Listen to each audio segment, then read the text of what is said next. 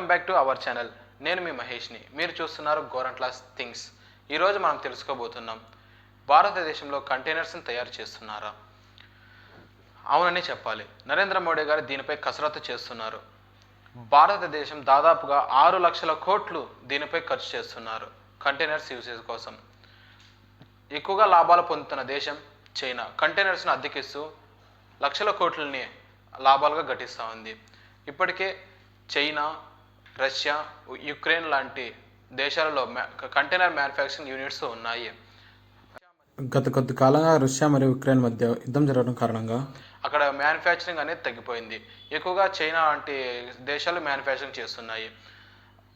దాదాపుగా మన ఇండియాలో 2% మాత్రమే కంటైనర్స్ అనేవి ఉన్నాయి. రిమైనింగ్ 30% అనేది యూసేజ్ ఉన్నప్పటికీ 2% మన దగ్గర కంటైనర్స్ ఉన్నాయి. రిమైనింగ్ 30% మనము అద్దెలకు తెచ్చుకుంటున్నాం. దీని ద్వారా దాదాపుగా 6 లక్షల కోట్లు ఖర్చు చేయాల్సి వస్తుంది.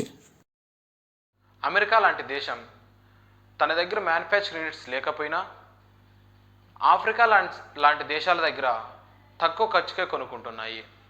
ఇప్పుడు నరేంద్ర మోడీ గారు భారతదేశంలో కూడా కంటైనర్స్ తయారు చేయాలని అనుకుంటూ తెలంగాణ, ఆంధ్ర వంటి ప్రదేశాలను కసరత్తు చేయమని చెప్పారు.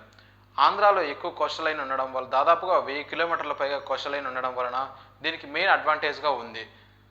మీకు ఈ ఇన్ఫర్మేషన్ నచ్చినట్లయితే లైక్ చేయండి, షేర్ చేయండి, సబ్స్క్రైబ్ చేయండి. మీరు